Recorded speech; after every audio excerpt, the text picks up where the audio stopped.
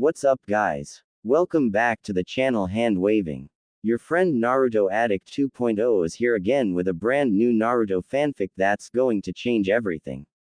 A story where Naruto is betrayed and banished. But destiny has bigger plans for him. From exile to emperor, this is the journey of power, strategy, and love. Today's fanfic is titled, What If Naruto Secretly Changed the Hokage's Bloodline Forever? Part 1. Three figures were walking down the road to Konoha. One of them is 6 feet 6 inches and a man with long white hair. The next is a smiling blonde, with spiky hair on his head, who stood at a 6 feet 0 inches in an orange and black jumpsuit with a red cloak with black flames on the bottom. Finally, the last one was a 5 feet 7, lime green hair, holding her swollen belly, laughing at whatever the blonde said. They were Jiraiya of the Sannin, Naruto Uzumaki, and Fu. They had picked the girls up in Taki when Naruto had accidentally mentioned he himself was a Jinchuriki. After that he was sought out by the girl, who was a year younger than the 15-year-old. After talking, they had become friends. After she was given permission to join Konoha from Shibuki, she had traveled with the two men. On the trip, she and Naruto had hit it off. Soon after, they fell in love. It had started out innocently, but then it became more serious. After a night of passion, expressing their love for each other, Naruto had proclaimed for the world to hear that he loved Fu. They had been in their relationship for 8 months when they got the shock of a lifetime. Fu was pregnant with Naruto's child. After confirming it, Naruto trained his hardest to get stronger and protect his new family. Jiraiya had found that the boy had a knack for 3 elements and taught him as many as he could. It was through this training that they found he could use wood release, shocking the hell out of the Sannin. It was then Naruto requested sage training. Seeing nothing wrong with it, they went to. There Naruto quickly grasped the training, being proclaimed a sage soon after. Then, the boy talked to the Kyuubi, no insulting or anything. After the boy had been able to control up to 5 tails of the yoki. As the group of 3 got to the gates, Naruto wrapped his arm and brought her closer. They passed the gates, ignoring the Chunin guarding them. As they walked down the street, Naruto excused himself and climbed a pole. Hey Konoha, Uzumaki Naruto is back. Fu giggled at his attitude. She had been ecstatic to learn she was pregnant with her lover's child. Fu had been scared at first, thinking that the Akatsuki would get to her before she gave birth. Naruto had assured her that, come hell or high water, he would protect her with his life. Naruto looked down when he heard his name being called, and saw his teammate, Sakura, next to Jiraiya. Frowning, he jumped down. Hey Sakura, how have you been? Smiling wistfully, the pink-haired banshee answered, good. I noticed that you seem more mature. Do you think I'm more womanly? You'll always be the same to me. It was at that moment, and a shout of jutsu, that their attention was turned to a brunette. Sakura was shocked, Naruto was pleased, and Fu was giggling. The woman turned into a grinning Konohamaru. What did you think, boss? Smiling sagely, Naruto said, Konohamaru, I'm too old for those things. And you shouldn't use them either. Sakura was swooning about his maturity when he said, besides, I have a future Mrs. Uzumaki to take care of. You see the green-haired girl. She is pregnant with my child. Sakura had a look of rage on her face. Naruto forcefully impregnated a girl. Naruto, you idiot. With a swing of her arm, Sakura launched her fist at the blonde's head. Instead of making contact, he caught it. Sakura, do not do that again. Walking past the stunned girl, Fu wrapped Naruto in a hug. Naruto, we need to speak to the Hokage. Come on, I wanna meet the woman you have the gall to call Granny. Nodding with a smile, Naruto waved back to the shocked Konohamaru core, and walked away with Fu, Jiraiya and Sakura in tow. They made it to the tower and Naruto smiled at seeing Tsunade. Walking up to his surrogate mother, he hugged her. I missed you, Tsunade. Smiling and reciprocating the hug, Tsunade said, I'm glad you're back. Now, in the pervert's last message, he said you had, impregnated this girl. Care to explain? Still smiling, he replied, I love her, and she loves me. We went to Takigakure near the middle of the trip, and she came with us. Our relationship took off from there. Sakura scowled, and asked, what about me? Your promise. Naruto looked at her and said coldly, what about you and the promise? I'll still fulfill it, but Sasuke will be in pieces. You never designated whether alive or dead. Sakura was shocked. This wasn't the same boy who loved her. This was the Naruto who had grown up and found love with someone else. We may have a problem in the future. Because Fu and I are both Jinchuriki, our baby will be too. It will be born with a new biju sealed in it. Naruto said seriously. Please, Granny, when it comes time, will you deliver it? Tsunade asked. You do realize that makes me the godmother, right? Grinning, the blonde nodded. I talked with Fu, and she said it was okay. Fu nodded as well. You will be a great godmother. After, they talked, which involved Kakashi being given a new Ika Ika paradise. Naruto was told to be at Training Ground 7 for an evaluation. Naruto then asked, Hey, Granny, can I be promoted to Chunin? Caught off guard, the busty Sanin asked, Why? They get paid more. I need to buy a better home. There is no way a baby would survive in my old neighborhood. Besides, there isn't enough room there for us and a baby. Seeing the logic, Tsunade cleared her throat. Uzumaki Naruto. As Hokage of the village of Konoha, I humbly present you the position of Chunin. Do you accept? Hi. After handing him a vest which he put on under his coat, Naruto let slip some tears. Seeing this, Fu got worried. What's wrong? Smiling softly, Naruto said, I wish old man Hokage could see me now. He would have been so proud. Leaving the office, they made their way to the new home they had been given by Tsunade. It was a 2-story home with 4 bedrooms and 2 bathrooms. It had a fully stocked kitchen and a sizable backyard. It was located near the Hokage Tower, in the Shinobi District. Getting settled, Naruto and Fu quickly went to get food. After having some ramen, they returned home, only to find Sakura there. Do you need something, Sakura? Yes, what happened to you? Why are you like this? Sighing, Naruto replied, I'm going to be a dad, Sakura, I have to be more mature. A baby needs good parental guidance and structure. But don't you love me? Scowling, Naruto brought Fu closer. Sakura, you're like a sister to me. What about Hinata? She doesn't love me, she loves the idea of me. She put me on a pedestal and constantly compares herself with me. A relationship can't work like that. Now if you excuse me, I need to go inside and get ready for tomorrow. With that, Naruto entered the house and sat on the couch, Fu beside him. If anyone looked, they would have seen a young couple, no problem in the world, sharing a moment in their new home. Turning on the TV, yes, a television, they watched a show about some guys who made calls. They thought it was called Dynasty, or something. They fell asleep after laughing at the person, sis, weirdness. And they stayed like that all night long, holding each other, knowing that no one understood them better than them. They knew that, no matter what, they would give this child something they never had. A family. It had been 2 months since Naruto had come home. In those months, he had gotten reacquainted with the other rookies, except Hinata. She ran away any time she saw him. In those months, he and Fu had converted one of the rooms in their house into a nursery. They had painted it a light yellow, with orange and green trim. Naruto's test had gone off without a hitch, using actual tactics and his skills while keeping his affinities a secret. In short, he had earned his Chunin vest. Naruto and Fu had been officially married 2 weeks after their return. All the rookies, save Sakura and Hinata, plus their Jonin senseis had been there. Jiraiya had commented about how proud he was of Naruto.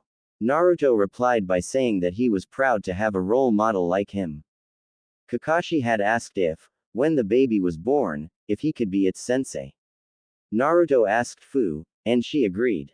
When asked for names, they told what they had chosen, Kazuo if it was a boy, and Mito if it was a girl.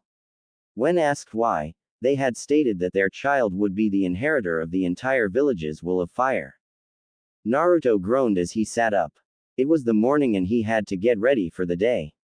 He turned to Fu and kissed her cheek, deciding to aid her sleep in. He gently rubbed her even more swollen stomach. She was 7 months pregnant now, and Naruto had sent a letter to Gaara to come by the village for a visit. He was arriving today, as his schedule as Hokage kept him busy. Standing up, he made his way quietly to the kitchen. He had the day off and decided to spend it with Gaara and Fu. Cracking some eggs, he set out to make some breakfast. As he moved through the kitchen, his mind wandered to Sakura. Anytime he went out with Fu, she would follow them and glare at the green-haired woman. Naruto had paid it no mind, but if she didn't stop, he would make her stop. His thoughts then turned to Konohamaru. The young Sarutobi had been ecstatic to learn that his boss was going to be a dad. He had been helping any way he could, and it made Naruto wonder if he should take the Jonin exam so he could lead the boys' genin team. His musings were cut short by a pair of slender arms wrapping around his waist. Chuckling, he said, "Morning, love. Morning. That smells wonderful. When will it be ready?" "In about 5 minutes. Could you set the table?"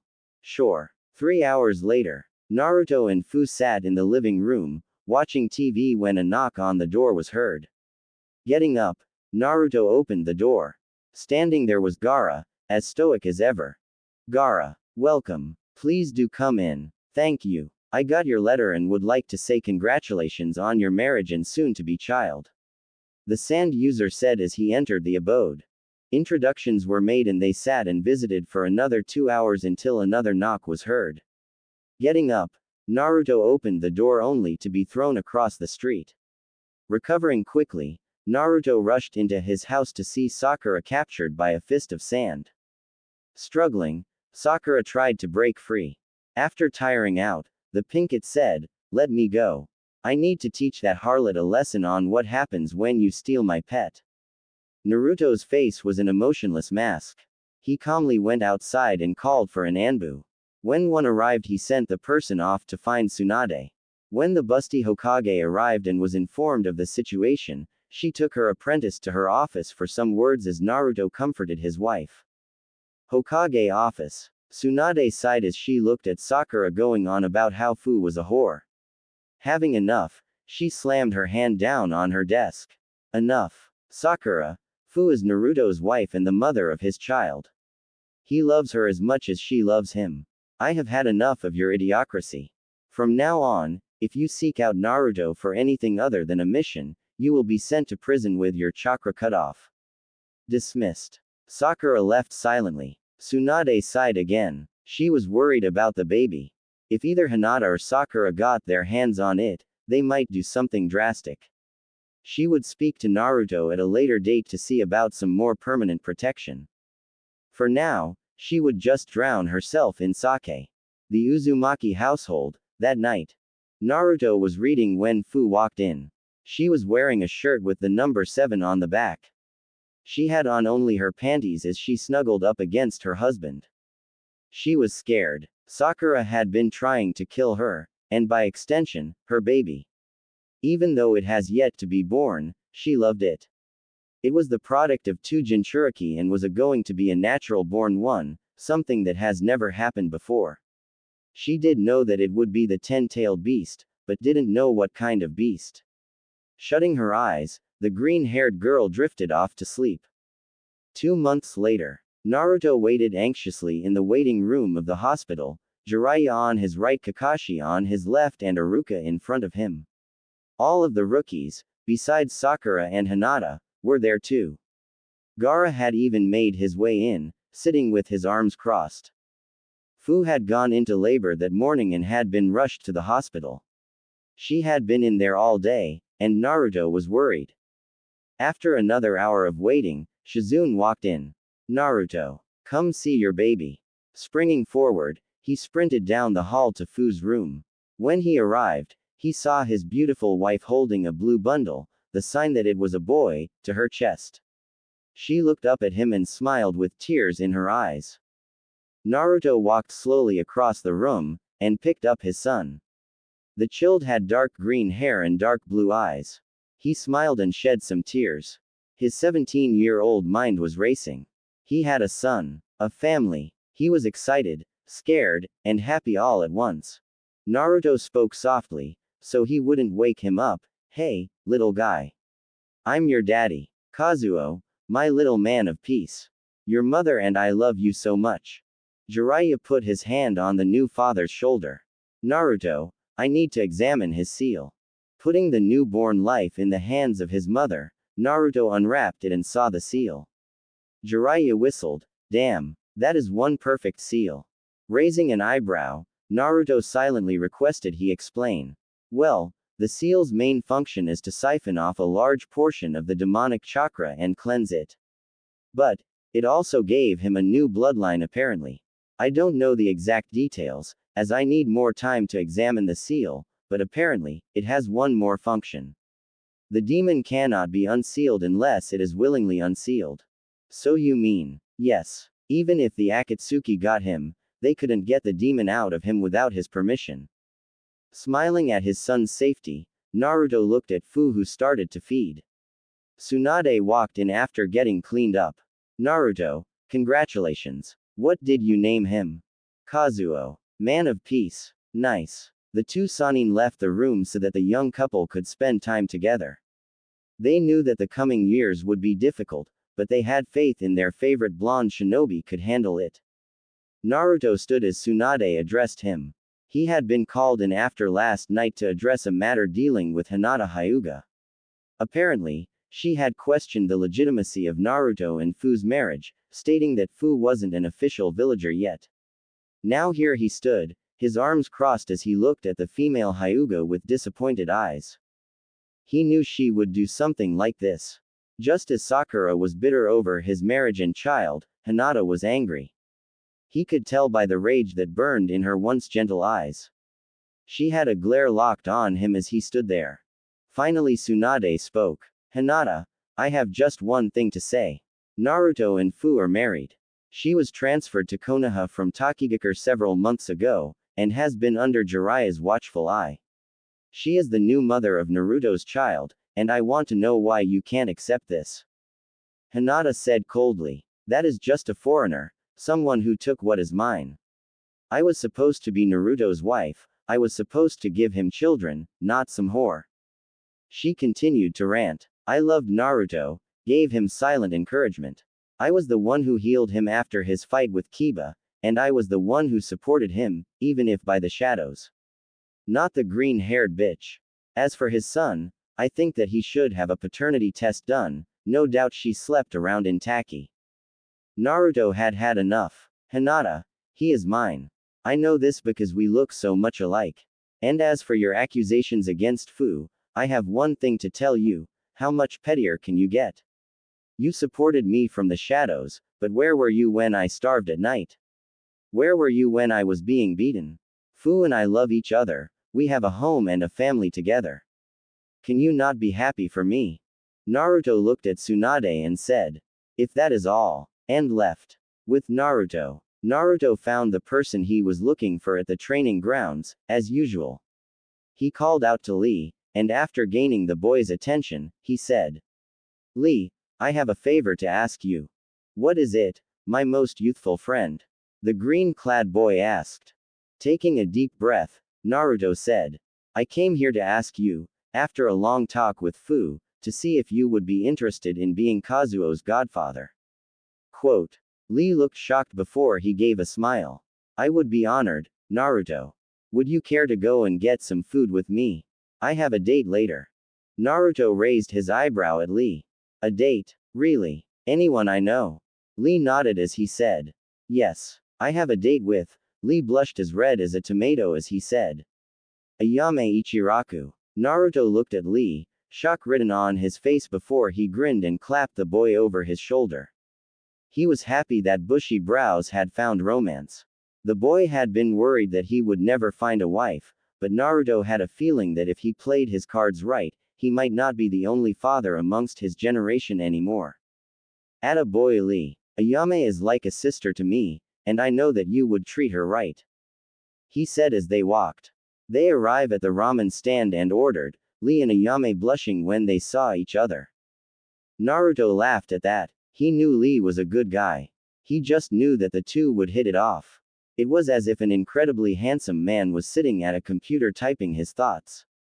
Shaking the thoughts that he was just the subject to a very well-written story on an international website that had gotten so many good reviews that the owners of said website gave him $7 million. They ate their ramen and talked.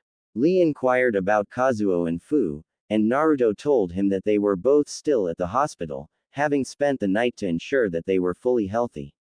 Lee told Naruto about his training and his promotion to Jonin, and Naruto suggested that the two make a team after finding a third member. They got so wrapped up in talking, that they didn't notice that Kiba had been walking by, an angry scowl on his face. The Inuzuka heir had been angry that Naruto had been the first of the rookie 9 to get laid and have kids, even more so that Naruto had a smoking hot wife. Kiba had tried to get close to the girl, but any time he did, Naruto or someone else would interfere. He knew, in his dreams, that if he could lay on his Inuzuka charms, the green-haired girl would be his. And so when he heard them talking about a third teammate, he got a devious idea. Walking up to the two, he said, "Hey guys, I just overheard that you two were looking for a third teammate. Well, Kiba Inuzuka, am more than willing to join." Naruto looked at Kiba, his eyes hardened. He knew that the Inuzuka lusted after Fu. He had smelt the hormones coming off him. So whenever the boy would get near her, he intervened, making it known that she was his wife. "Sorry Kiba, but we already have Shino as the best teammate. While we fight our enemies, he drains them of their chakra. A deadly team." Kiba scowled as he turned and left, his plan now in ruins. He deserved the green-haired girl, not Naruto. He walked through the streets of Konoha a few hours before he was pulled into an alley. Looking at his abductors, he was shocked to see Sakura and Hinata were the ones who had abducted him. Hinata gave a very snake-like smile as she said, "Kiba, we have much to talk about." Birds chirped. The sun shined out over the village of Konoha as the populace awoke. Tsunade entered the Hokage office and sat in her chair. After a few moments to get ready for the day, she formed cross-hand seal, a grin on her face as she said, "Shadow clone jutsu." In a poof of smoke 10 exact replicas of her appeared.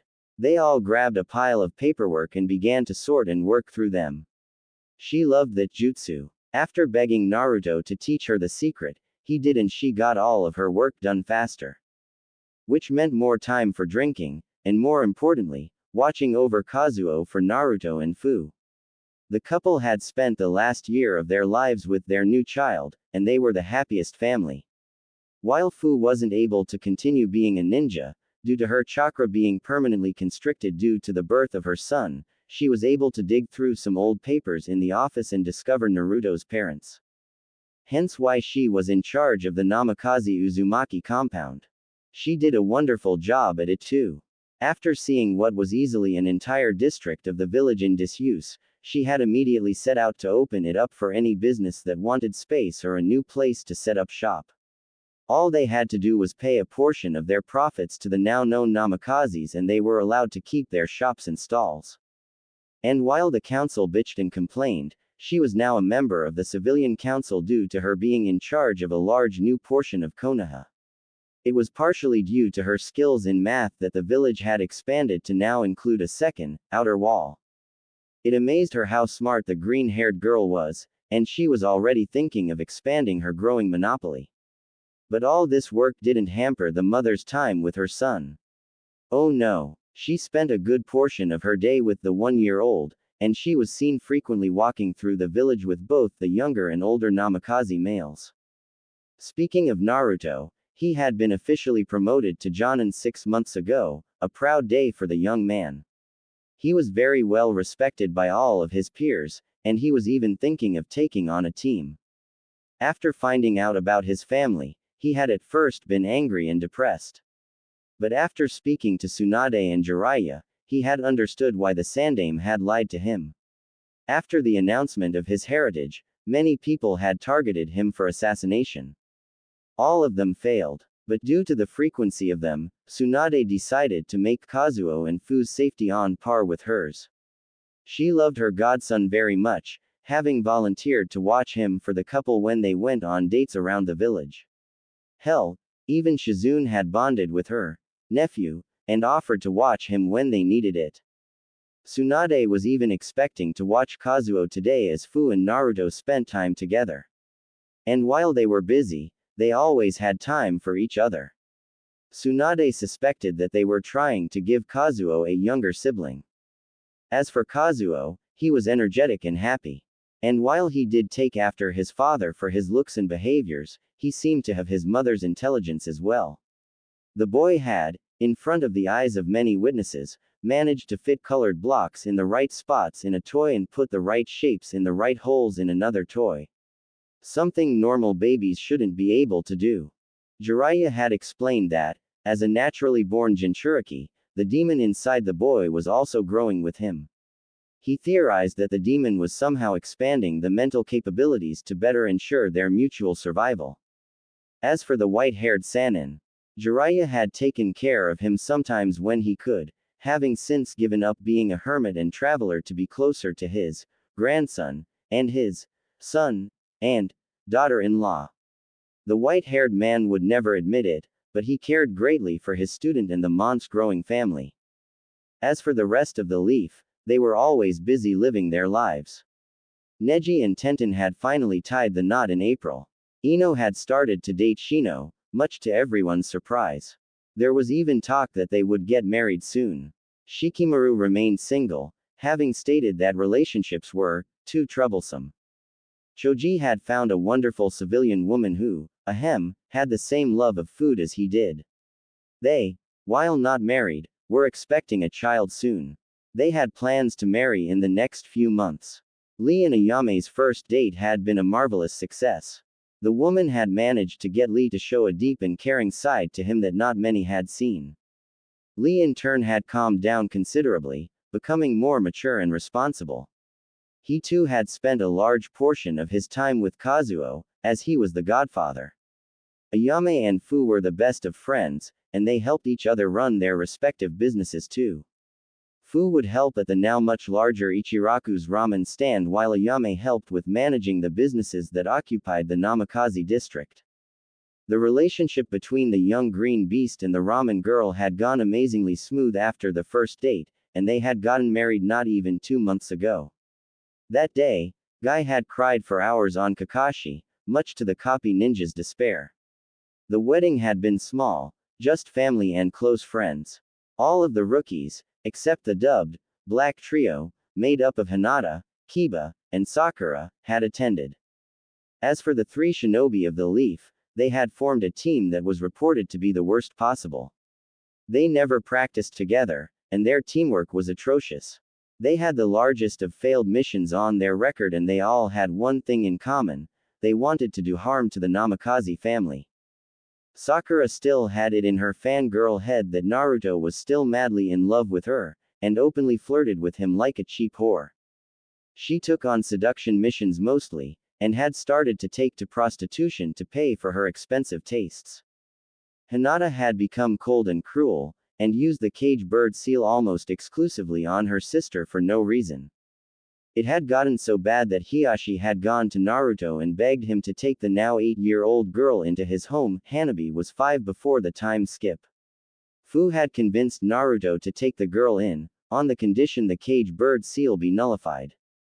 Hiashi agreed, and Hanabi now saw Naruto and Fu as surrogate parents.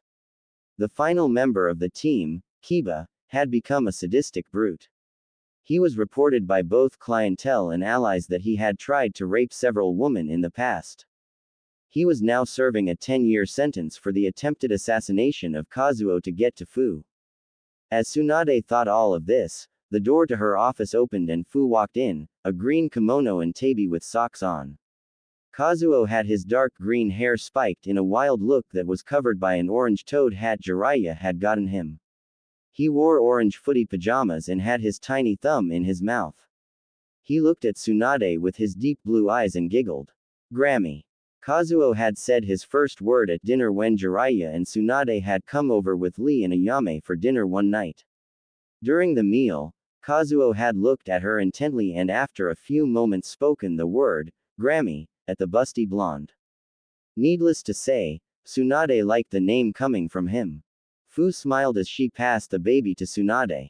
He's been so excited to see you.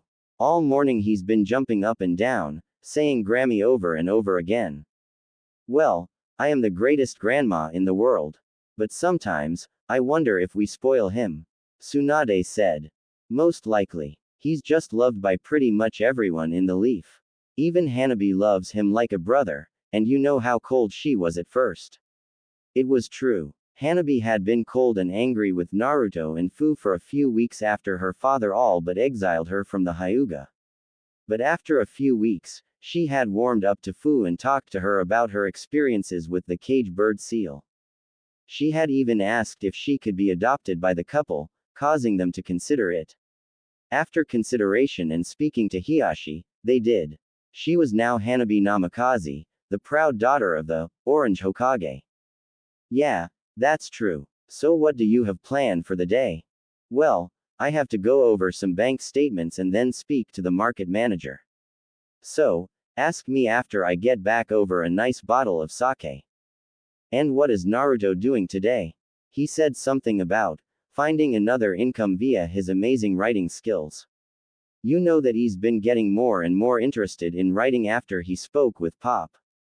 True. Well, have a good day and stay away from stress.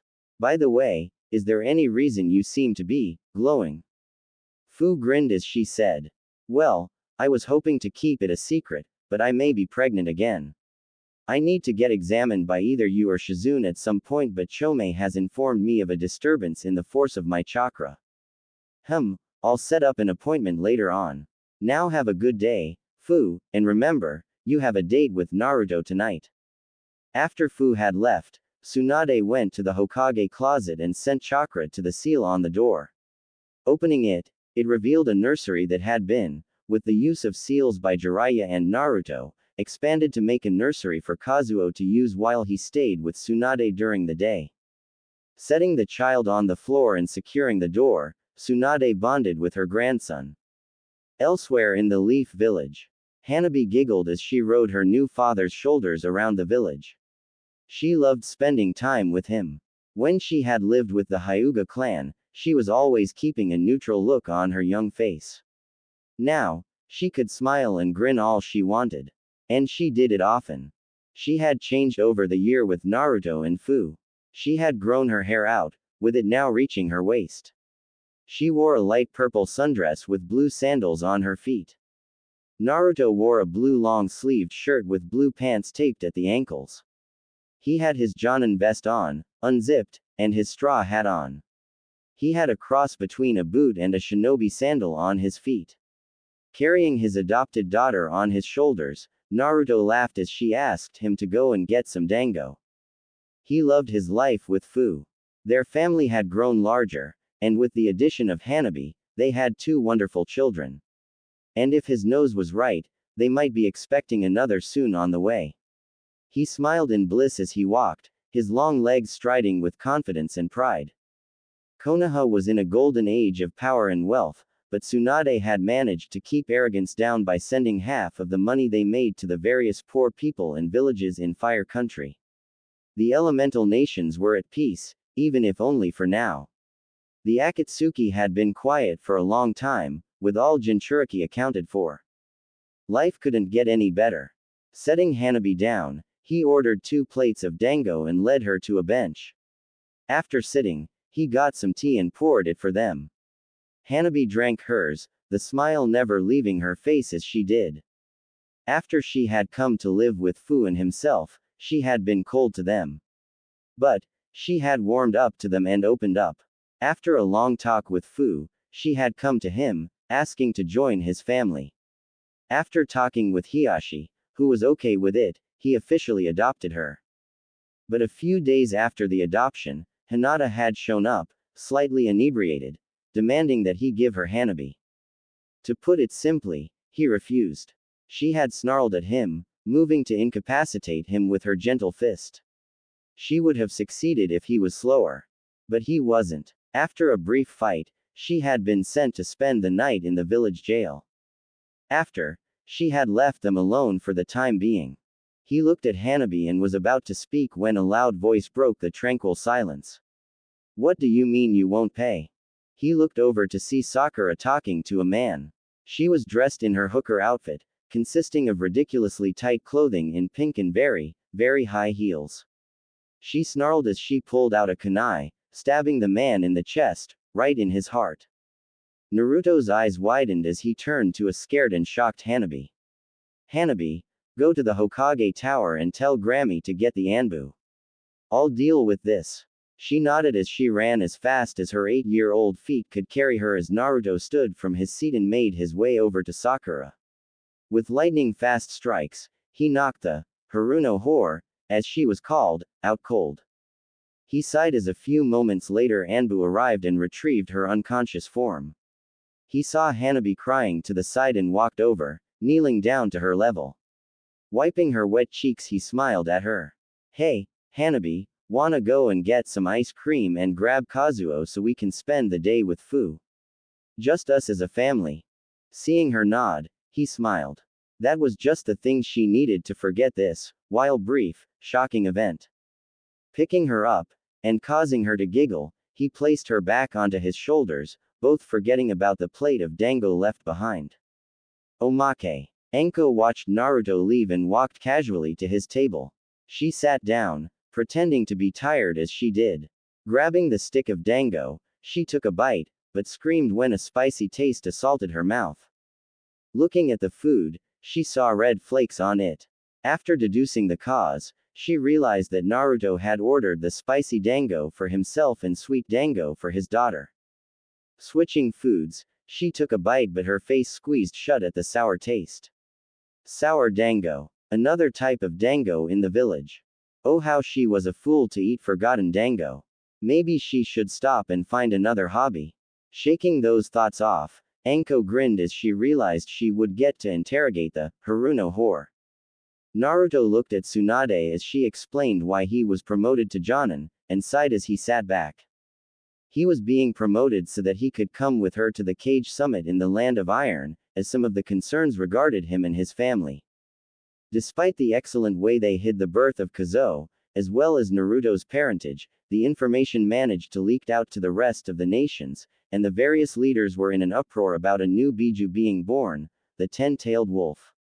No doubt the more shrewd of the cage, like the Raikage and Tsuchikage, would demand that the boy be given to them, while Tsunade had no intention of letting anyone steal away her grandson. As for the Namikaze, he was just pissed that some fool of a cage had the nerve to try and rip his family apart. No doubt things would get worse now that Fu was confirmed to be pregnant with twins, and was 3 months along. After speaking with the Kyuubi and Nanabi, it was confirmed that any children they had would become a Jinchuriki of a higher-tailed beast.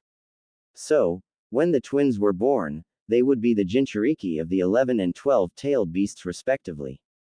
The seals holding them back would be a combination of the seals of both Naruto and Fu, in that Naruto's was unable to be broken without his permission, while they would have access to dust release and the Biju chakra of the seal Fu had.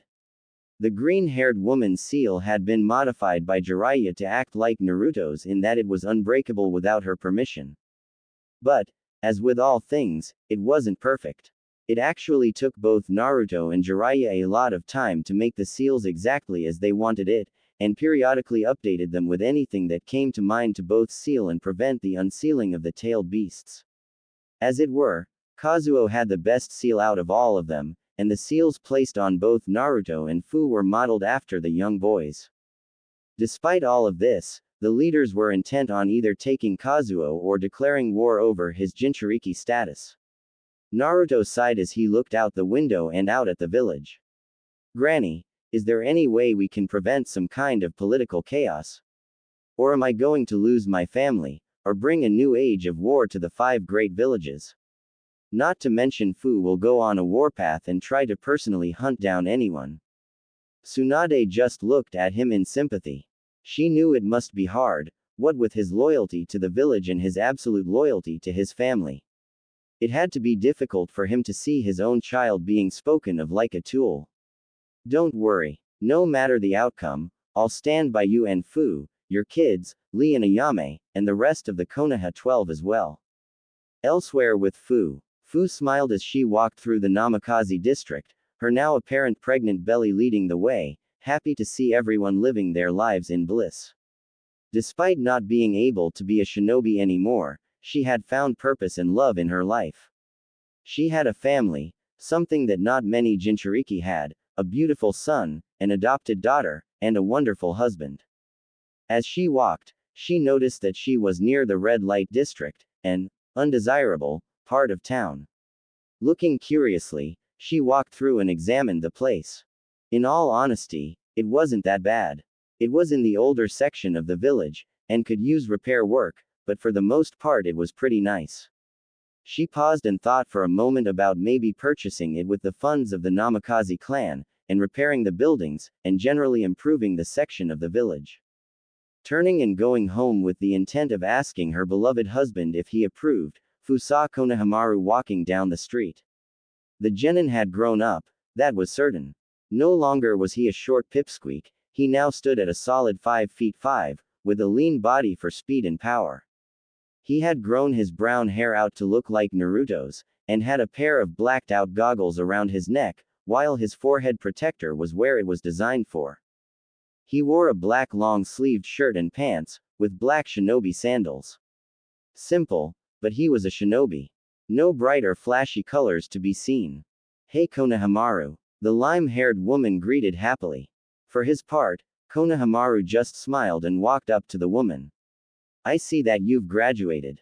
Congratulations. He, thanks. Tomorrow's team assignments, and I have my fingers crossed that the boss will be promoted so he can be my sensei. The young boy said with a grin. Well then, guess I should put in a request for you on my team then, huh? A jovial voice said from behind the two. Looking back, they saw Naruto, his appearance having changed to accommodate his Jonin status, wearing the traditional clothing and vest, while having his red and black haori over his shoulders. Fu giggled and rushed to kiss her husband, who gladly returned it and rubbed her swollen stomach. He looked at Konohamaru, who frowned and said in a dull voice. I am not kissing you. Naruto burst out laughing, his boisterous laughs echoing throughout the village. Fu giggled as she shook her head, a smile on her face as she did. No matter what mood she was in, Naruto managed to make her smile. They stopped when they heard a shrill voice from behind them, and Naruto muttered. I forgot, she got out. They turned and saw the, still a complete bag, Sakura standing by a corner, wearing ridiculous hooker clothes, and acting with as much pride as she could muster. Konohamaru silently swore he would never ever touch that. Naruto sighed as he turned his back on his former teammate and smiled a strained smile. Come on, we have a lot to talk about. Later that night, just like Naruto had predicted, Fu had nearly gone on the warpath and marched off to assassinate the rival Kages. Naruto managed to calm her down slightly, but she was still pissed, and she took it out on a poor genin by releasing Tora. She was that pissed. They had bathed and bedded the children, with Kazuo sleeping soundly in his first, big boy, bed, which was still pretty tiny, and Hanabi in her lavender room. They stayed up and spoke late into the night, after Naruto convinced Tsunade to let him have Konohamaru and 2 others as a team, and spoke of what they would do. This was the scene Jiraiya walked into after he had been given a message by a messenger toad. What's wrong, brat? What's going on that has you and your lady so riled up? Naruto sighed as he told Jiraiya all that he had been told by Jiraiya. When he was finished, he had one thing to say. No matter what happens, we lose. I refuse to give them either Kazuo or Fu, but if I don't, it's war. What do I do? The toad sage just sighed as he leaned against a wall and closed his eyes. Truth be told, he was pissed.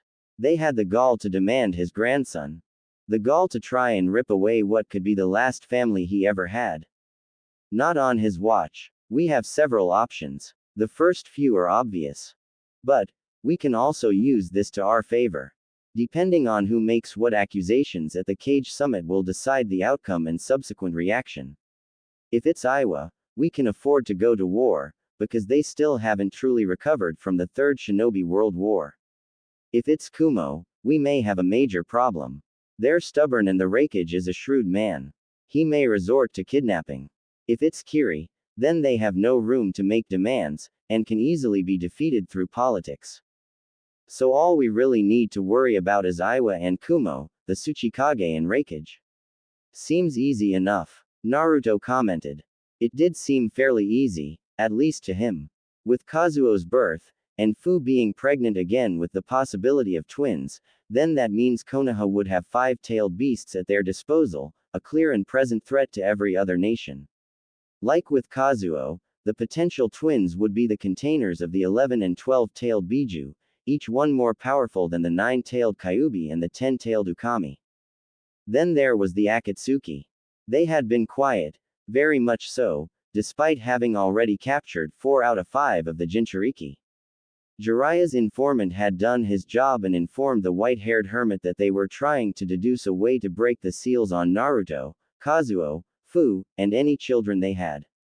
The leader was apparently upset that whatever he had planned was sent down the shithole, and was looking for revenge.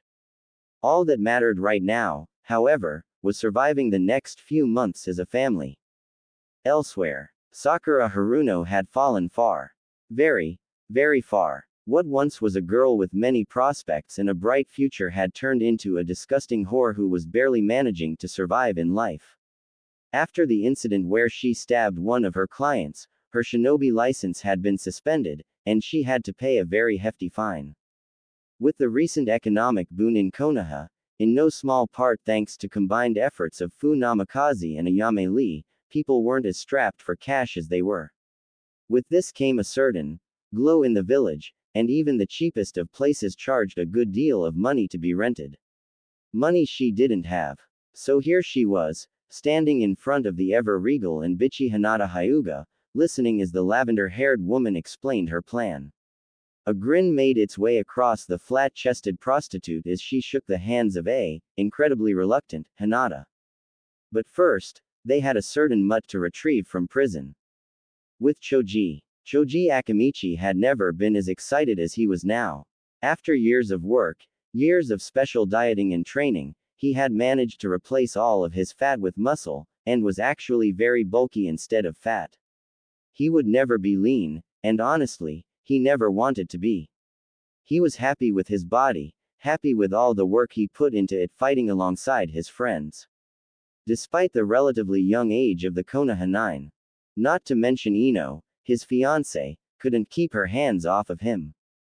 Life was good with all of his friends by his side, and the good times could be alluded to the Namikaze family.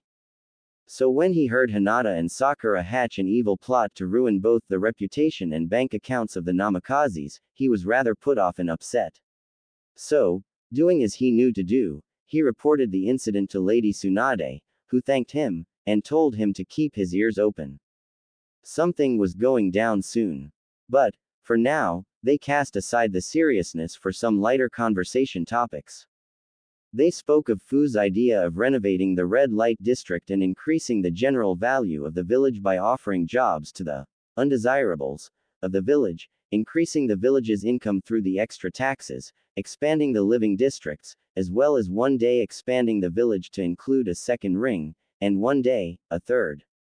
Such ambitions had garnered Fu to be considered one of the best businesswomen in the elemental nations, surpassing even the late Gato. Tsunade had spoken extensively to Fu about attempting to branch out and not only keep business in Konoha, but also in other countries as well. Talks were still being made in Wave about making a fishing warehouse business, under new clauses and rules made by the Wave Diamo, Tazuna. Talk soon went to the future baby IEs that were coming, and plans made for the eventual birth. Fu, being the woman she was nearly 100% sure that it was twins, one boy and one girl, and had threatened both Naruto and Jiraiya when they attempted to argue that it could just be one baby, and a girl at that. Now, both had learned through the years that Naruto had come back from his trip that Fu had one of the most dangerous tempers ever, and was willing to hit anyone who annoyed and or pissed her off.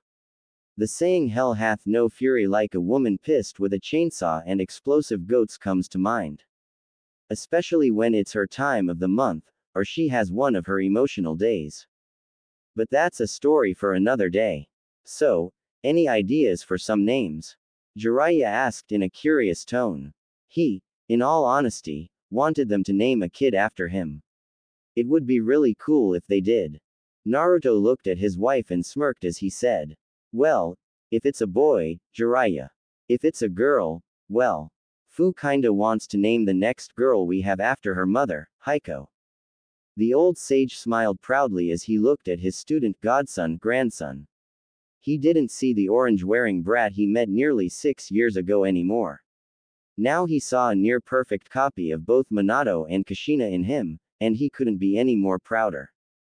The boy had truly surpassed even him in all departments, and while Jiraiya wasn't quite ready to retire yet, he was confident that Naruto would be able to handle the tasks and duties of the Toad Sage.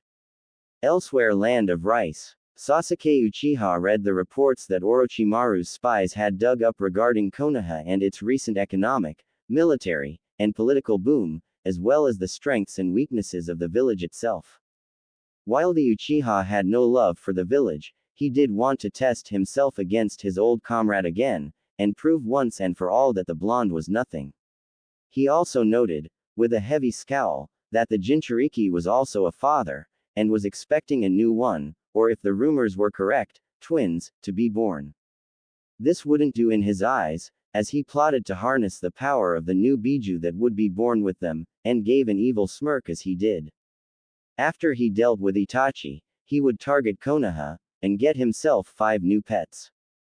Back in Konoha, Hanabi Namikaze was currently sitting in the training room of the Namikaze Manor, practicing with her uncle Lee and her cousin Neji on combining the gentle fist and the strong fist to make the two better. Ever since Hinata had done the things she did, and went off the deep end, she had trained herself to be a good kunoichi and escape the stagnant way of the Hyuga clan. She was incredibly thankful that she had escaped, and was happy with her new mom and dad. She wanted to make them proud, and did everything she could to do so, and while she wasn't as antisocial as she had been before, she was still not comfortable with other kids her age, considering how fast she had to grow up. She was very mature for her age. Now though, she could feel a storm brewing for everyone, and while no one had openly said anything, she could tell that they were all on edge, waiting for something to happen. So, she would be prepared. And, like I said, it's been a while since I've updated this story, and it was getting on my nerves about it. I have so many people who really like this story, and I've had my PM box blown up from people asking if I was continuing and or asking to adopt it. I have no idea what the future of this story holds, as I am very dissatisfied with how the first chapters were written, during a time when writing was very, very new to me. I have no idea if I want to rewrite it, but I do know that I feel ashamed with the way I wrote the first few chapters. Either way, please review. Omake Lee and Ayame's wedding. All of the remaining rookies who weren't in prison, insane, or a hooker were gathered with the senseis and important figures, watching as Lee and Ayame said their vows and got married. Guy turned to Kakashi and gave a smirk of victory. Well, it seems I've won this one, my old rival. Kakashi, having seen this coming, pointed towards Fu, Hanabi, and Naruto. Guy, following the finger, let out a keening wail of pure agony at seeing his rival's student had surpassed even he. Lee, we must defeat both Kakashi and Naruto. Take Ayame and be the first to have a daughter. Go, my youthful student. Lee saluted and grabbed Ayame by the waist, before he disappeared in a burst of speed, his green tuxedo floating in the wind next to Ayame's wedding dress. Kakashi gave Guy a look before shrugging. Did you say something? Said Green Beast went into a tirade about how he would surpass Kakashi, and Naruto got the whole thing on video.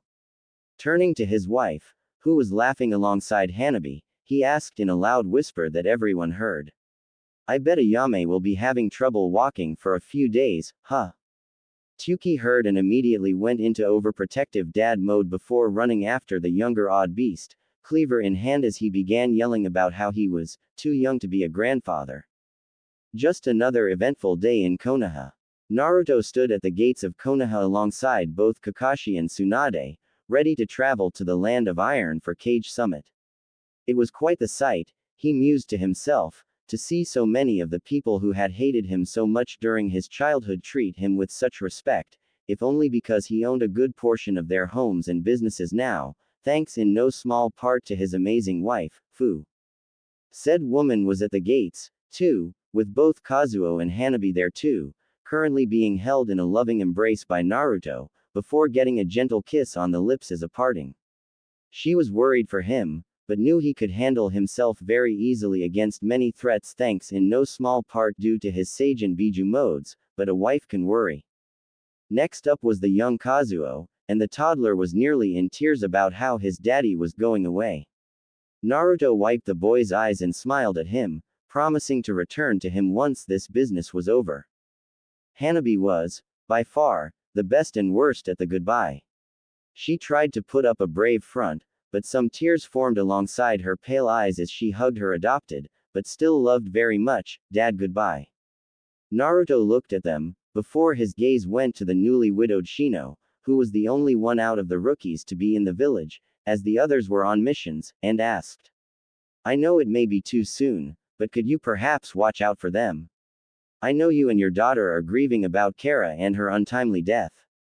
It was true, Shino had married a wonderful woman named Kara, who had about 2 months ago, leaving behind a nearly broken Shino and his nearly 1-year-old son. The man had almost broken permanently, but thanks to the efforts and friendship of the other rookies, aside from the 3 who had been dishonored one way or another, he had managed to pull himself together and raise his little boy. Shino just nodded. He understood why Naruto was nervous. The blonde had never been away more than 1 to 2 weeks at the most from his still growing family, but this summit would take a while to get to, then the actual meeting could go on for a long time.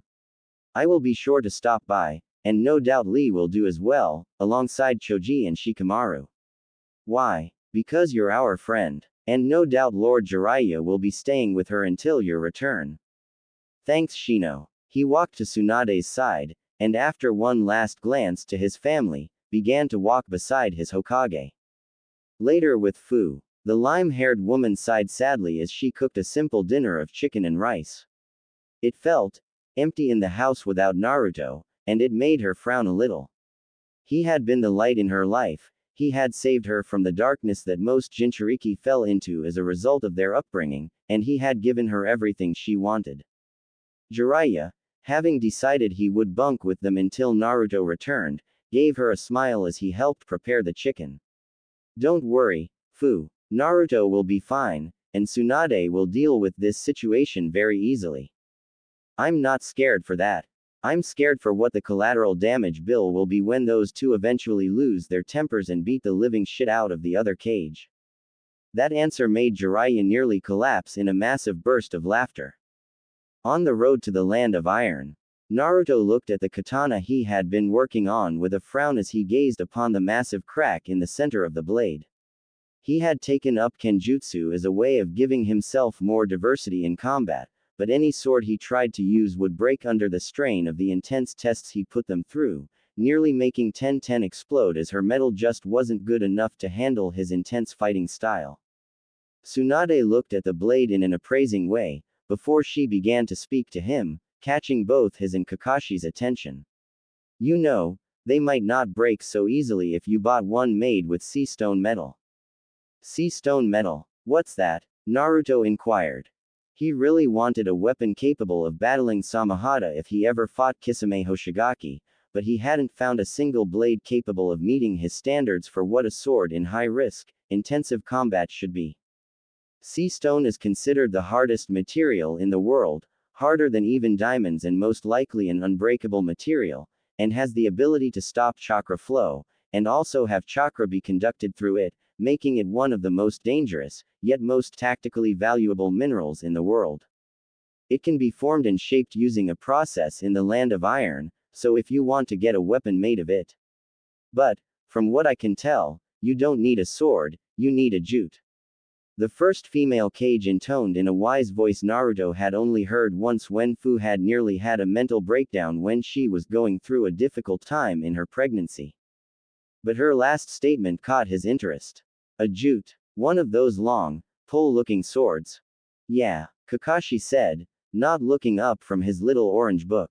Your fighting style relies more on beating your opponents into the ground instead of killing them swiftly. A jute would be the best kind of weapon for that style. It's fast, heavy, and can be used one or two-handed. So, basically, what you two are saying is that I need to see about investing in a jute for myself, made from this sea stone. Well, where would I get some, and where would I find someone capable of making a jute? Why, in the land of iron, of course.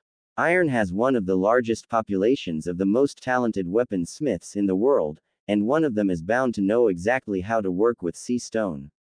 If done right, you'll be given an unbreakable weapon that could very well become a legendary one, right next to the 7 swords of the mist.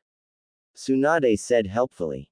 So, if I really wanted to, I could probably have several weapons made from sea stone, each one different than the other, find some people to use them in Konoha, then start an organization similar to the 7 swordsmen in Mist. Naruto asked in a curious tone. It had just occurred to him that they didn't really have anything famous or amazing as an organization that the other villages had.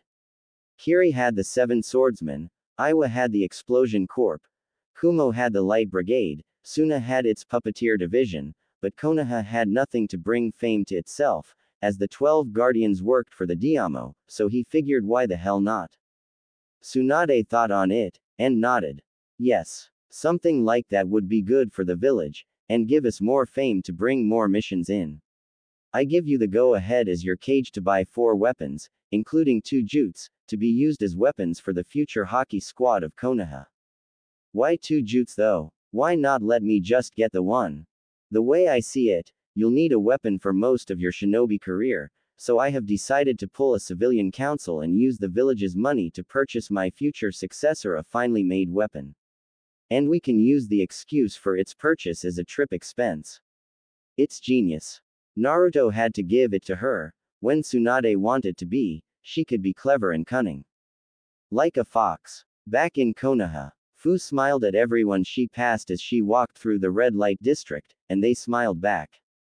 Ever since the groundbreaking of what had been named, by Tsunade, as Project Rebirth, many builders had been called in to renovate the older, more rundown sections of the village. Things were going well, as with an improvement in buildings, so would the general wealth of the village, showing that they cared for the older parts of their village, all the while bringing in newer and more modern things. They were still a ways off from their goal, but things were looking brighter as Tsunade approved of a program that gave homeless and jobless people jobs working as civil servants, things like street cleaners and garbage men, in exchange for a place to live and a cut to wages to pay for the rent of an apartment. It was an ingenious idea, and one Fu approved of. As the woman walked calmly to a newer construction site, she heard a voice she hadn't heard in nearly an entire year. Oh, it's you. Turning, the young mother was greeted to the sight of one Sakura Haruno, who had gone back to living with her civilian council parents. The pink-haired woman had changed, once more, and was now a bit more tolerable once she got rid of the smell of stale and sweat that had clung to her for a while. She was now wearing a normal, civilian dress that was a light rose color, with her pink hair cascading down to her upper back, as opposed to Fu's, which had grown out to just above her knees, reminiscent of her deceased mother-in-law. Hello, Sakura. How have you been these past few months? The Namikaze female asked politely. If she was going to speak to someone, despite the idiotic and whorish nature that they may have had, she was going to be polite. She was a lady, after all. Oh, I've been well. Things have been looking up for me, and hopefully, by the end of the year, I'll be married. The Pinkett replied. Really? You're engaged? Congratulations. Fu said, her smile false as she hoped beyond hope that whoever had the balls to marry Sakura was a truly kind and patient man. Sakura grit her teeth, before her genial smile returned once more. Yes, I am. And believe me, my future husband is a very important man in the government. That set off some alarm bells in Fu's head, as she regarded Sakura once more. Looking at her, she saw the subtle signs of an attack on either her person or the threat of an attack. She put her hands into the oversized sleeves of her kimono and gripped one of the hidden kunai in them. Well, all the same, I wish you both a happy marriage. Sakura just gave a smirk that made Fu want to rip her throat out. But it was what she said next that made her nearly lose all semblance of calm and collected. How are your children, by the way? Word on the grapevine is that Naruto's out of the village with Lady Tsunade, and isn't here. It would be a shame if something were to happen, wouldn't it? Fu saw the threat and responded with, well, my children will be protected fairly well. You see, their grandfather, Jiraiya of the Sannin, is looking after us, not to mention Shino, Lee, and the rest of the rookies are as well. We, in all honesty, have nothing to worry about. Her lips turned to thin slits as she watched the green-haired girl end the conversation before any kind of real information could be ascertained as to where the Namikaze home was. All in all, Sakura was not happy when she got home that evening. As for Fu, the wife of Naruto Namikaze was absolutely furious. Everyone in the street that day, seeing her expression, moved out of the way quickly. Despite being unable to use chakra anymore, the woman was still really scary. Her female fury was quick to becoming something of an urban legend, and many had felt her ire. With Team Hokage, their arrival in the Land of Iron was quiet, as the bitter winds had forced them to all change clothes to something warmer. Naruto had chosen to wear a dark gray, long-sleeved shirt tucked into dark gray pants and boots, with a white cloak around him and a mint green scarf around his neck. He had put on heavy leather gloves that covered the entirety of his hands, with black Anbu armor over his main articles of clothing. Tsunade had chosen to wear closed, wedge-heeled boots with her normal clothes on, except for a bear fur coat she had obtained after killing said bear with her bare hands. You said hands.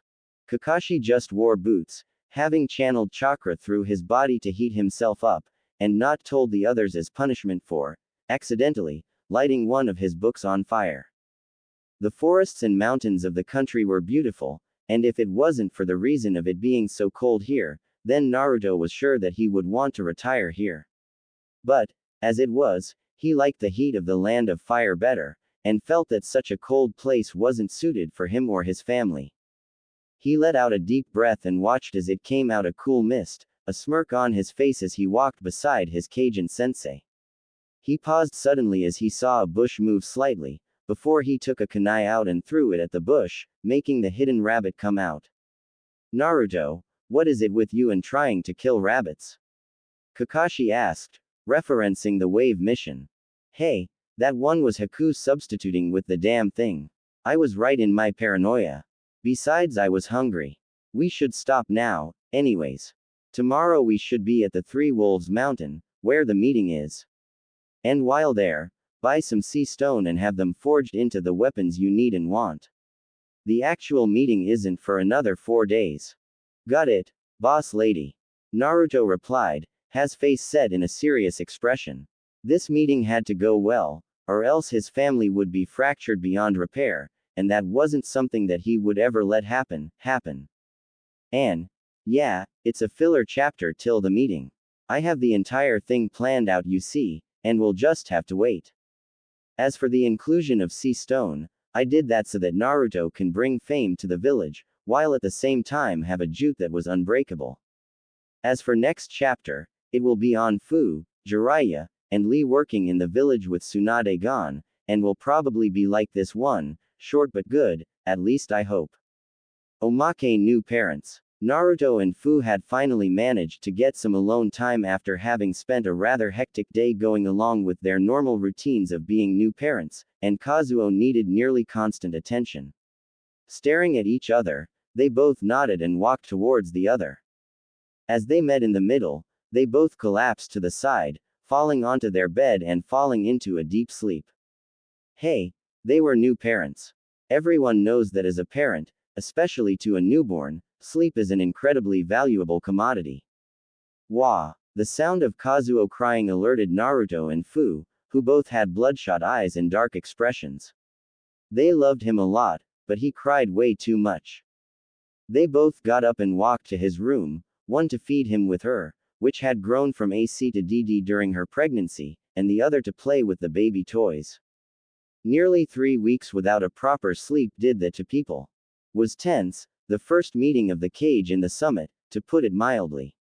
Everyone present could feel the anger and resentment in the air as all parties awaited for someone to take the floor, and after several tense minutes, it was the samurai leader, Mifune, who did so.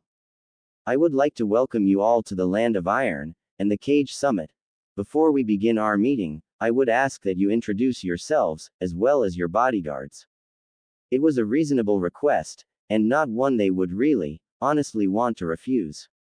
All of them, even the bodyguards, was in the bingo book, and to show off power here could be beneficial. 4th Hokage, A, with Darui and C. Sandame Tsuchikage, Onoki, with Kuretsuchi and Akatsuchi. 5th Mizukage, Mei Terumi, with Ao and Chojuro. 5th Kazekage, Gara of the Sand, with Tamari and Kankuro. 5th Hokage, Tsunade Senju, with Kakashi Hatake and Naruto Namikaze. Naruto's name got a lot of different reactions, some scowled, some looked interested, and some looked neutral. Tsunade smirked as she cast a glance at A and Onoki, both of whom were growling slightly at her blatant insult. By having the man here, and since he was one of the subjects as well as his wife, he had a say in anything having to do with him. It was a carefully devised plan, created by Tsunade and Jiraiya, to have the best chance of getting things their way. But it was also risky. If things didn't got their way, then the chances of all of them going home were very slim. Ah, Namikaze-san, I have heard many things about you. Mifune said in a curious tone. Truth be told, he had gotten curious as to why several orders for 4 katanas made of sea stone, and 1 jute, were ordered, and had his curiosity grow when he learned it was the Namikaze who ordered the specialized blades and weapons. Hopefully good. The blonde said pleasantly. Nothing but the best. And congratulations on your healthy child. I look forward to seeing just how bright our future is with your family leading the way. The aged samurai said pleasantly, before he got serious. Alright, let us begin this summit. The opening topic for this evening is the reaffirmation of the purpose for this meeting between the cage. A snorted in derision as he stood angrily. This meeting is about Konoha having too many Jinchuriki. Mifune sent a withering glare at A. He never really liked the man, as he seemed to be too controlled by his emotions, choosing to act before thinking, and was a generally arrogant man. Before he could reprimand the giant, Onoki nodded in agreement, the fence-sitter having a nasty snarl on his face. Reikage-sama is correct. Konoha has gained too many Biju for any other village to be safe, and may be making an army of Jinchuriki. Such a thing cannot be allowed to happen. Konoha must hand over some of their Jinchuriki. Naruto had a stony face as he listened to the fools as they spoke of tearing his family apart, something that, in his eyes, was an unforgivable sin. How dare these decrepit old fools speak of his wife and children, as if they were some kind of weapons. Listen here, Tsuchikage-sama, but it is illegal to force civilians to leave a village if they don't wish to. And, as my ever gentle and caring wife is a civilian, having joined the village as such, you cannot remove her from the village. Neither with my child and future children, as they are also still civilians until, and if, they graduate from the academy. Onoki simply glared at Naruto as if his very existence was a sin, and in his weathered eyes, it was. It was no rumor that the Tsuchikage held more animosity for the Namikaze clan than any other in Iowa, as he felt that the clan had far too much power already. They had the Flying Thunder God, which his spies reported Naruto knew, as well as a Jinchuriki. Combined with the fact that a new Biju had been born, and more could be produced from what reports on the matter stated, he wanted to both stick it to the Namikaze clan, Konoha, and have his own army of Jinchuriki. And considering the fact that the only Jinchuriki he had left was Roshi, and the fact that he would never convince the Reikage to an alliance to raise an army of Jinchuriki with his female Jinchuriki, made him want the woman who had already birthed a naturally occurring Jinchuriki. Then I demand that you be forced to become sterile. We cannot allow Konoha to gain any more power. A yelled. His reasons were much less personal than the Tsuchikage's. He didn't care if the Namikaze clan was restored or not. All he cared about was ensuring his village survived in the end. It was as simple as that. He spent all his life trying to keep Kumo afloat, as they weren't exactly doing very well in terms of the economy, but were simply keeping above the poverty line by a hair. Quote. You ain't touching my. Only my wife can touch my. Naruto deadpanned in annoyance. What was wrong with them? Did they not understand that he didn't really give a flying either way about what they wanted? Did they not understand why he wanted his family together? Why didn't they get it? In Konoha, Fu sighed as she cleaned Kazuo of his mess, the young toddler having decided to jump into a giant mud pile he had found. Normally, Naruto was the one who made sure that Kazuo was clean and fresh, but since he wouldn't be home for a few weeks, that job was delegated to her. And while she could have just sent the job to Shizune, who was helping her today, she felt that she had an obligation to look after the young child. Things had been interesting ever since Naruto left to accompany Tsunade and Kakashi to the summit, and people had been a bit more hostile towards her and her child. Not in an open way, but in muttered and whispered comments that she caught every now and then. Of course, they wouldn't dare harm her or anything related to Naruto in any way, as it wasn't that much of a rumor that he was named Tsunade's heir to the position of Hokage, and the fact that Jiraiya of the Sannin was staying with them until the return of Naruto. Not even a recently paroled Kiba was stupid enough to try anything. Kazuo knew none of this, and simply went back to playing in the garden, throwing the wooden kunai and shuriken under the direction of Rock Lee, who had come over with a yame some while ago, and began some light beginner target practice. Naruto had begun to train him in small things, like shurikenjutsu and body training, and Lee had promised to keep it up alongside Jiraiya. Things were going good here, but Fu had to wonder just what would happen soon, as she felt that something important was going to be going on soon. Back at the summit, Naruto had to admit, if only grudgingly, that the Raikage did have a slight point after he finished explaining, as calmly as the emotional man could, just why he wanted one of Naruto, Fu, or Kazuo. In essence, he had explained that Jinchuriki were juggernauts on the battlefield. Even the Aikibi Jinchuriki was given immense power by the Biju, and having more than two was a cause for concern. A deeper meaning behind it was, a single Jinchuriki, trained to even a small fraction of its potential, was worth equal to, if not more than, 500 Jonin-level shinobi. And from his perspective, Konoha was building, however slowly, an army of these juggernauts. It was understandable. But that didn't excuse his blatant disrespect for the base laws set down by all the Diamo that even the cage had to obey. One of them being that civilians, despite statuses such as Jinchuriki or not, could not be traded nor given to other villages. As non-combatants, they didn't have any kind of say in things of political or militaristic nature. And considering the fact that Fu and Kazuo, unless the child graduated from the academy, were civilians, the only one that could really be traded was Naruto, and he was the official clan head of the resurrected Namikaze clan.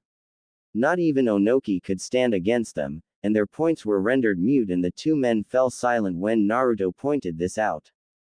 Silence reigned for a few moments as all sides recollected their thoughts, but not before a samurai ran in, garnering their attention. Mifune-sama, a shinobi has infiltrated the summit. Mifune stood, his visage stern as he looked at his subordinate. Who would dare intrude this meeting? He is a former Konoha shinobi.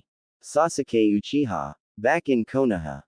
Twitching at the stupidity of people, Fu simply sighed as she dealt with a complaining merchant, who was arguing with her over the prices of vegetables in the market of the Namikaze district. In all honesty, he was being a complete bitch when it came to the matter, and after a few more moments, she simply glared and said in a no-nonsense fashion to suck it up and get on with it, before twirling and leaving her green kimono. She really wished Naruto were here, as his presence was very intimidating when he wanted it to be. But, in all honesty, She wanted him here because he was her husband, and being away from him for extended periods of time really made her uncomfortable, a testament to her life in Taki, and the hardships she had faced there. He was one of the few people she truly felt comfortable around, and he had helped her so much in the years they had been together. Simply having enough, she turned and walked away, not noticing the pair of lavender eyes that followed her form, nor the hateful, angry glare that was sent her way. Kazuo was with Jiraiya, spending some time with the old pervert, while Hanabi was at the academy. She was all alone today. Such thoughts made her sigh even more sadly as she entered her home. Sitting on the couch, she wrapped her arms around herself and some tears fell from her eyes. She had never felt so small before, as Naruto had been there to fill her life, and she never longed for companionship when he was around. It was only during this time of separation that she realized just how much she had come to depend on his steadfast companionship, and how much she really needed him. Naruto-kun, please return home fast. I don't know how long I can bear not having you around. Fu thought sadly as even more tears fell from her eyes. And I'm ending it on that note, as next chapter is a battle between Sasuke and Naruto, as well as the conclusion of the Cage Summit arc, and the entrance of the Fourth Great Shinobi World War arc, which should be around 5 or 6 chapters. And no, the Akatsuki have nothing to do with the war, but they do make a few appearances. I'm saving their battles until after the war, so that Naruto can show off his ability to fight S ranks. The Fourth Great Shinobi World War will begin because of the powder keg that is the elemental nations, because of the Jinchuriki family and the natural greed of the Kage Shinobi. The Akatsuki will not be the main bad guy, nor will Sasuke, but I do have a plan for both of them.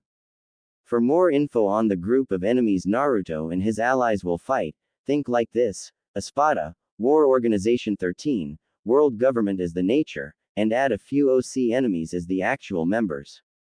As for Kazuo, I believe he is around 2.5 years old right now, but my math might be wrong, and I may write a spin-off after this is done, or even soon. Who knows? Although, I was rather disappointed in the lack of reviews for Jinchuriki Love, Kazuo's Remembrance. Yeah, it wasn't written amazingly, but hey, it gave you a small, minute amount of foreshadowing as to what may or may not happen in the future of this story. As for length, well, I will hopefully wrap it up sometime this summer, maybe July 2014. Who knows? It had been nearly 4 or 5 years since they had last seen each other, and the first time they met in all of that they were trying to kill one another. It was ironic in a bitter sense. Almost poetic. They had both grown, both made lives for themselves in some form or manner, Naruto more so than the oh-so-great Uchiha clan Avenger, and their strength was at least on equal terms to the other, with Naruto being stronger if only because he had massive stores of chakra and more, newer ways of fighting. From the small amount of time Naruto had seen Sasuke fight the samurai, he had noticed that he still fought with the same arrogance and simple, basic plans of sending out his jutsu willy-nilly, with no plan of using them together for conjunction attacks. The Namikaze Patriarch would admit that he had become more skilled under Orochimaru, but he obviously wasn't Cage level, and attacking a meeting comprised of shinobi who were, at least, high Jonin to low Cage level shinobi was a rash and foolish move. But, then again, Sasuke wasn't known for his patience and ability to think when he gets upset and angry, or even a little frustrated, so he must have been fairly wound up to do something as stupid as this. What's more, he only seemed to have increased his lightning-style jutsu, and even then all he did was make a few variations of the Chidori. Now, Naruto wasn't one to toot his own horn, all that much, but he knew he could beat Sasuke. His skills had become deadly, and with his wind release, he was the natural enemy of lightning, and was the most capable of defeating the man. It was like all Sasuke had done the last few years was brute and perfect his lightning style, there was no variation, no adaptability for different situations. Yeah, he had Kenjutsu, but at some point he would fight against people with a method of countering that advantage. Running through hand signs, he held out his hand in an open palm and let the wind blade cover it, before charging forward. Flying Swallow. Sasuke heard his call and, but not before a few pieces of his hair fell to the ground, obviously cut by the Namikaze patriarch. Bringing his hand up to his head, he felt his hair and pictured with his mind's eye the damage done. He looked even more like a loser. What have you done? Gave a bitch a haircut, was the cheeky reply as Naruto shifted into his taijutsu stance. And now, I'm gonna beat one. Back with the cage, Tsunade sat in a quiet worry as she, the other cage, and their escorts awaited news of the battle. They could feel the vibrations of the battle, and it was pretty obvious that it was getting very anxious, or upset for some reason. He exploded after a few moments, just as she had predicted. Are we really going to have that brat be the only one to fight this Sasuke Uchiha? Would it not be safer to have us assist him? Raikage-sama, my shinobi is more than capable of handling the Uchiha. To send reinforcements now would be an insult to him. As it is, you need to calm down. Tsunade said as she leaned back in her seat and crossed her arms. The Mizukage raised a delicate eyebrow as she regarded Tsunade for a moment. You certainly have a lot of faith in your shinobi. Are you certain he will be able to defeat him? Sasuke Uchiha killed his older brother, the infamous Itachi Uchiha, an S-class nuke nin. Tsunade grinned as she leaned forward this time, resting her elbow on the table and her head on her fist. 100%. The fact of the matter is, Mizukage-sama, Naruto is currently being groomed to take over as Hokage, hopefully by the end of the year, and the only reason I don't give him the job right now is because I have to clean house first. Mifune looked curious as he gave the Hokage a steady look. Was he not trained by Jiraiya of the Sannin? Yes, he was, and I must say, he came back from that training trip stronger, and more mature than ever. So there is no doubt in my mind that he will beat the Uchiha. Gaara intoned, speaking up for the first time since the meeting's start, and resisting the urge to go and help his brother by burden. Back at the fight, Naruto a kick from Sasuke, retaliating with a punch to the face. Sasuke grunted as it connected, making him skid back a bit before charging forward, his hand covered in lightning. Chidori.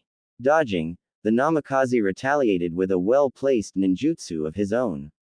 Wind style. Great breakthrough. The wall of wind slammed into his fallen friend, slamming him into the wall, leaving him open. Before Naruto could even get close to finish him, the Uchiha glared evilly and slowly began to melt into mud, making the blonde's eyes widen before he felt his left orb get cut, making him close his eye. Jumping up to evade even more lightning-charged kunai thrown at his back, Naruto took out his own kunai and clashed with Sasuke's Chikudo. Give up, Naruto. I'm far too strong for you. Sasuke cackled insanely. He didn't get a reply as Naruto pressed his attack and cut into Sasuke's Chikudo with his wind. No, Sasuke, I'm too strong for you. In an instant, the Chikudo was cut in half, and Naruto's kunai had cut out one of Sasuke's eyes, making the man back away with a roar of pain. Holding the orb in one of his hands, Naruto glared hatefully at the wounded Uchiha, who snarled in hatred at the Namikaze. We will fight again, Naruto. Not here, not now, but later. As it stands, I now have an inkling as to how you fight. Whatever you say, Sasuke, but know this, if you ever, and I mean ever, come near my family, I will cut you down without hesitation. The ferocity in his voice was startling to Sasuke, who had hoped the blonde would remain an idiot hellbent on getting him back. Using his remaining eye, Sasuke left via Kamui to lick his wounds. He may have lost his eye to Naruto, the one where he could use Susanoo to be specific, but he took a certain satisfaction in the fact he took one of Naruto's as well. Said blonde sighed as he looked at the M's Sharingan, hoping that by doing what he planned, he could become strong enough to end the farce that was Sasuke and his petty revenge scheme. But, then again, doing so would probably put him on several people's shit lists, and cause some problems for everyone, but, hey, he was Naruto Namikaze. And you don't. With Naruto Namikaze. Grabbing his headband, he adjusted it so that it covered his missing eye, and let that side of bangs fall over the black cloth, giving him a mysterious look. Naruto sealed the eye into a seal on his palm so as to keep it safe from the other villages. Hopefully he would be able to get Kakashi to teach him how to use it, as he was pretty sure that he was going to use it as a replacement for his left orb. He just hoped Fu wouldn't flip the out. Back in Konoha, Fu paused as she felt the sudden need to beat her husband, before continuing on her way to pick up some extra ramen for the house that night. She didn't have as much of an addiction to the junky noodle food, as it was called by Jiraiya on several occasions, out of earshot from Naruto, but it was good, and Kazuo absolutely loved eating it. While she would have loved to have Naruto there while she began to get Kazuo ready for the training for his shinobi skills, doing so now would let her have something to do without Naruto, as her mind kept drifting back to the man. Cage Summit. It was relatively easy to conclude the summit after that, as Naruto explained that he had no intention of ever giving up his family, or having his messed with, and surprisingly everyone agreed, since he had proved to be very strong during his skirmish with Sasuke. He knew they had ulterior motives for it, but hey, he was ready for anything, and with the Susanoo Eye, he had no doubts he could take any of them on and win. But for now, he needed to lick his wounds and move forward, because if he hunted Sasuke down now, then the chances of him getting cut up even more become even more likely, something Fu would kill him about, before resurrecting him to kill him again.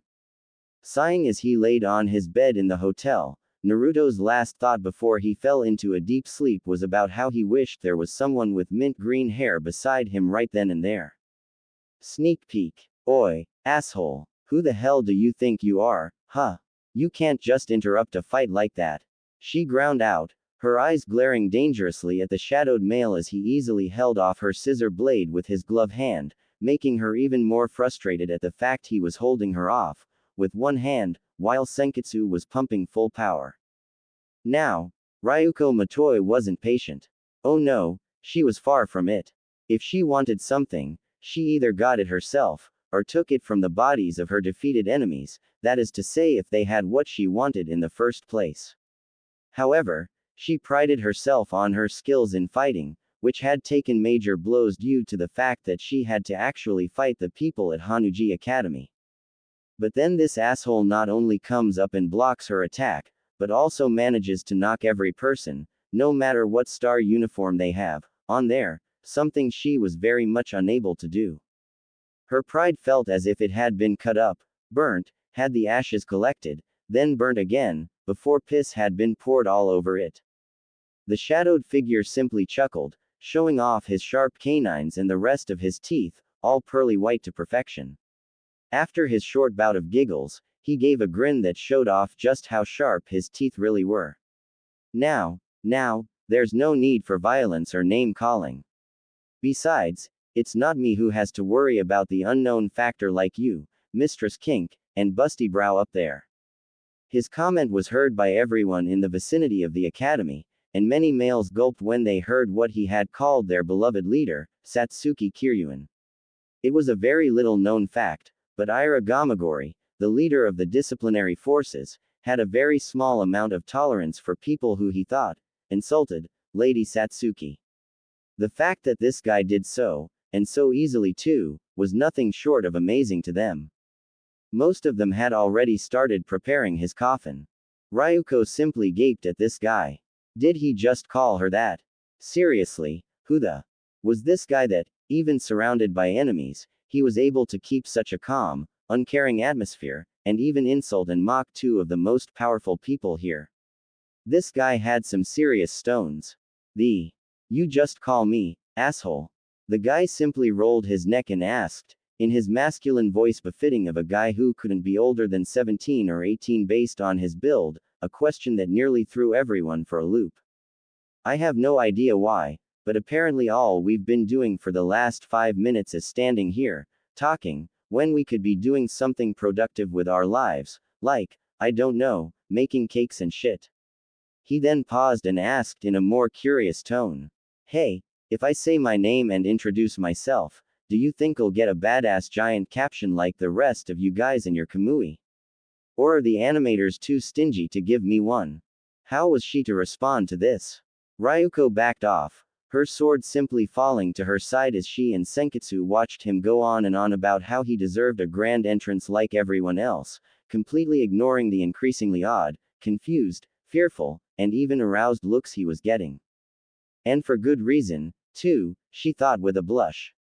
This guy was hot. He was lean, with an aristocratic face with sharp features, a spiky mop of black hair that had dark blue highlights in it falling all of the place in random intervals.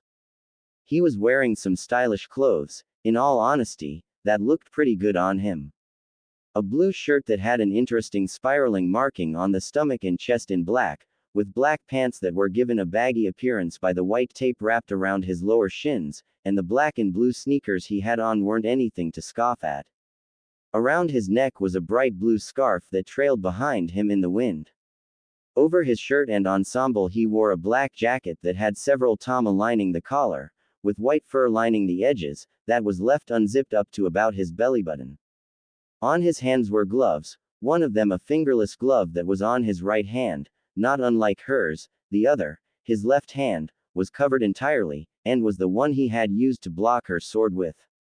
His face was blemish-free, and his eyes were the most interesting thing, a dull purplish gray with 4 rings in them, and 3 tama in each ring.